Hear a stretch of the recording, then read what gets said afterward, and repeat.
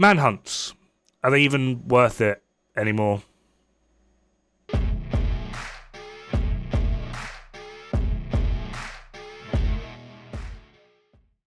Now, Manhunts are meant to be the continuation of the story, like how it's progressing, how we feel about it, the environment, a bit of background and lore that is supposed to entice the player into actually caring about these sort of things. And honestly, past Warlords of New York, I gave up caring. And then the Manhunts took a weird twist, which so many people seem to think is great, but when you actually stop and think about it, nothing has actually changed. And this weird twist went from being killing people to rescuing people. But the way in which we rescue these people is by killing more people, which is a very strange take. We don't even get to see the person we're rescuing, which is, for me, beyond bizarre. We literally just run around and kill everything. Like, literally nothing has actually changed. Rather than the prime target being a person to kill, who is typically just in the form of another named elite from a bounty, we now don't have that named elite from the bounty as the main target, and the main target is someone to rescue. But that main target is typically found in a bounty mission, which takes place in a mission, which is probably the biggest change, bounties actually taking place in the mission. However, the bounties obviously still have named elites, which are essentially just unnamed people within the story who we have to kill. This is like the definition of plot armor. It's kind of sad, realistically. And I don't mean unnamed, because obviously they're named elites, so they have a name, but what I mean is their name has no relevance to the story whatsoever. They're just another named elite. Their name could be Michael Jackson or Bobo the Clown. It really doesn't matter. They are just someone in your way. That is quite literally it. On screen now is a list of the seasons as well as the rewards they've given. I've given the main rewards in green. So as you can see, pre-season 1, which is Warlords of New York, prime target Aaron Keener, he gives us the SHD watch. His lieutenants Theo Parnell, James Dragoff, Javier Kajika and Vivian Connolly, we get Decoy, Explosive Sticky, Shock Trap and Burn Sticky. For effectively Season 1, Shadow Tide, main target, prime target, being Juniper, we get the EMP Sticky. Her lieutenants Neptune, Venus, Saturn and Mercury give us nothing, but we get the EMP Sticky. Amazing utility tool. For Keener's Legacy, prime target Hornet, we get the Repair Trap. I don't know anyone that uses the Repair Trap. I tried making a build. It's pretty worthless, but we got something new to play with. Concealed Agenda, prime target being Bardon Schaefer, we get the Shrapnel Trap. Now in PvE, this is pretty meh, but I do know it's pretty powerful in PvP, at least I think it still is. End of Watch, prime target Fei Lao, Achilles Pulse. Probably one of the most powerful skills in the game when used correctly. Hidden Alliance, Captain Lewis, we get Blue Screen. Price of Power, General Anderson, Dr. Home, two very, very prominent, they're not the best, but very prominent exotic weapons. One's an LMG, Blue Screen, and Dr. Home being a rifle. After that, Rain of Fire, cosmetic. Broken Wings, cosmetic.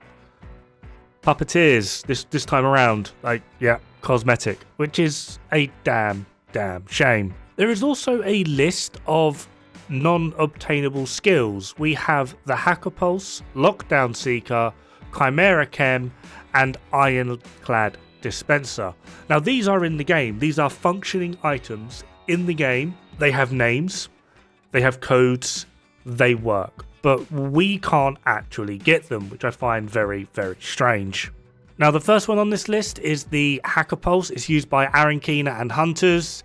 It overrides agent skills and turns them against the original user. Now I imagine this would run amok and possibly destroy PvP, so I kind of feel like it would have to be one of those items, which has been done several times before, of where it works one way in PvE, but it works an entirely separate way in PvP. But this is very, very much doable, and it would actually be a great help within the PvE. We already have Jammer Pulse, which just turns them off, so what would be the harm in turning their own skills against them? They're tanky enough anyway. What's the harm? The only thing I can see it being a problem for would be Legendary when they start doing the drone spam. What, we can spam them back? Oh no, heaven forbid. Then we have the lockdown Seeker Mines. These are used by Major Williams in the Iron Horse raid. They're basically Seeker Mines that foam the target. That's literally it. We already have a foam chem, why not just give us Seeker Mines as something else, an extra alternative to utilising foam. We have foam grenades, we have the foam chem, give us some Seeker Mines. I think this would actually go down beautifully, both in PvE and PvP. Considering people foam things anyway, at least with the Seeker Mines, they have a chance to shoot the mines to stop them from being foamed, which I feel would actually be pretty damn welcome. The Chimera Chem, this one honestly I can't actually see being fit into the game at all. Again, it's used by Major Williams. It's a modified chem launcher that can swap between utilising the Firestarter as well as Oxidizer. Yeah, I can just see this being a mess no matter where you want to put it, especially if there was a way in which Oxidizer can detonate the Firestarter chem in the first place. So I can honestly just see this being a mess, but it's where it's already coded into the game. It's one skill that can fire two separate things. I'm not sure how it works or how it's coded, but I can see this being very, very prominent and actually being quite powerful, as well as a very, very interesting idea that they could also put into other skills. Like, the main one being for me, like, the only thing I can really think of would be, like, the turret. Just have a normal turret that's shooting things, but as enemies or whatever get too close, you press a button and it transforms itself into a fire turret, burns them, press the button again, goes back to shooting. I could see that being pretty damn effective, or at least the mechanic behind it being pretty damn effective. And the last one on the list is actually something I would sell my own grandmother for. It's the sticky that Lieutenant Grey uses in the Iron Horse raid. It's a modified sticky bomb that shoots adhesive payloads with SHD Hive nanotech capable of repairing the target's armor. Now, one thing you might actually recall if you've done the raid is it doesn't actually completely repair his armor. It gives him bonus armor, blue armor. Oh my god, we can actively proc, or could, if this was in the frigging game and allowed us to use it, we could actively proc bonus armor on us or our allies at will. This would be a huge dynamic change to both healers as well as DPS builds, depending on how you could potentially utilize it or how it's implemented in the game. Literally, this skill could actually do not a complete overhaul of the meta, but it could do enough to change a variety of things, especially within multiplayer gameplay. It could be absolutely worthwhile. But no, we don't get these things. We get cosmetics, which is, it's 10 out of 10. Now, the overall story arc of The Division actually started out pretty strong. There was an air of mystery, especially around early days Black Tusk. Outcasts were like the biggest issue because somehow Emmeline magically survived an assault on her stronghold, which was very easily solved when we went to Manning National Zoo. But although it was simple, it was still remotely captivating. We wanted to know, we wanted to learn, we wanted to push forward with the story while gaining at least something for our efforts. And now the story has just devolved into just stupidity, and we get no rewards for putting up with it, which is, for me, very, very, very sad. Now, my largest problem with the story is essentially you have two rival government factions, because regardless of how you want to look at it, the power involved, the tech behind it, the utilization of a variety of government facilities and knowledge within those facilities, it is very clear that Black Tusk are, at this point, a government-orientated group. Whether they be a mercenary group that's hired by the government or just what remains of military operations within the US. That being said, the Division, Strategic Homeland Division. These are supposed to be the contingency plan for a crisis within the US. I mean, Black Tusk are literally described as Black Tusk Special Operations Unit or Black Tusk Special Unit. It's a major enemy faction that appears at the endgame of Tom Clancy's The Division 2, operating as a large private military company with ties to the US government. these should be our allies. Like, there's no other way around it. I don't understand the whole premise behind the Division versus Black Tusk, because you are essentially on the same bloody side. The only difference now is we were operating under President Ellis. Ellis is friggin' dead, so there's no government left in place. So essentially at this point, everyone within the Division is a fucking rogue. Effectively, you are the bad guy. Black Tusk are the good guys. If the idea of what the Division is to bring back law and order and a functioning society to the US after a catastrophe, you don't have any government backing. You are in the wrong. Black Tusk, as shady as they might be, are the ones operating within the US government. Then when you take into consideration the use of the hunters within the Black Tusk, they're literally just Division agents turned up to like 50. They have the exact same tech, the exact same skills, the exact same capability. By the looks of it, they have the exact same training, but better. I mean, they get cool axes as well. Like, come on. Like, how are they not a good guy? They get to hit you on the head with an axe. Clearly, this is like the sign of like strength and valor and honor and whatnot. I mean, if you're not hitting people with an axe, what are you doing with your life? But it is very clear that, like, I don't know, like, the New Age Division is just the hunters at this point.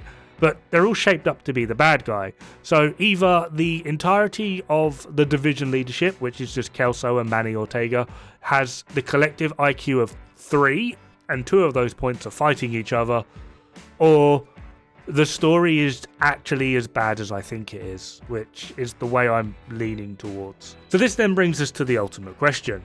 Are the Manhunts actually worth doing at this point? Well, it depends on how you want to look at it. The story-wise, for me, no, absolutely not. The story is just pointless and horrible. For the rewards for it, well, potentially, if they actually decide to bring back something decent as the reward. I mean, I know why they stopped doing it. It was because after the General Anderson mission, people were able to actively and continually farm the General Anderson mission for 1, XP, and 2, get a metric ton of Dr. Holmes, because it dropped every damn time, or if that didn't drop, you got an exotic every damn time. So it became a very prominent farm, so this was very quickly shipped off, and they stopped giving exotics as a reward, simply just because they couldn't figure out how to patch their own game. So now we just get patches and a rather interesting looking vest covered in bullets. Thanks, Stovepipe. You had the most boring mission ever, by the way, Stovepipe. It was grotesque, and I'm glad that we didn't even get to talk to you because you seemed boring as hell. However, like, there are still options, more skills. There are 4 in the game that they're already in the game, they're coded. You could just move them along, I don't know, put them somewhere so that we are now able to use them. Hopefully, preferably, that the foam seeker mines. I feel like that would be an absolutely brilliant thing to add to the game. But no, we get mess. That's all it is. We just get mess. And yeah, I'm kind of just over the Manhunts. Even when they're like, oh yeah, we've changed it, it's new and exciting. It's like, no, you haven't changed it. Like, the overall mechanic of what it is we have to do, but rather than kill person, who we actually visibly get to see, it's now rescue a person that we don't get to see until they're back at the friggin' settlement. If I wanted magic and unicorns and children's laughter and sunshine and rainbows and crap like that, I'd play friggin' Elden Ring. Now, I have heard that the Division is, like, legitimately on its way out, and I don't mean, like, population of players is declining, I mean the development team are. I think they're just finishing off this year, or it's either this year or next year, and that's it. They're done. However, this is just a rumour. So it would stand to reason that they're just going to recycle the same tired tropes within the game. However, at the same time, I really want the last year or so to go out with a bang. Obviously, every game has to die, and I'm not wanting it to be absolutely top 10 the whole way through. But at the same time, we've had like 4 years of this crap.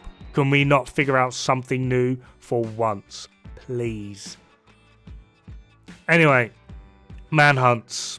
For me, they're not worth doing. I mostly do them just to get the crap off my screen. And 2, when completing the final mission in the Manhunt, we have a chance at a DZ exclusive, which normally comes with some pretty decent rolls, but it might also just be an absolute trash tier thing. That is basically it. That's the only reason I do Manhunts anymore. 1, just to clear my screen of crap, and 2, I might get an item that I could potentially squeeze into something somewhere. That's literally it. However, in the meantime though, have fun, good luck, and don't die. It's bad for the health.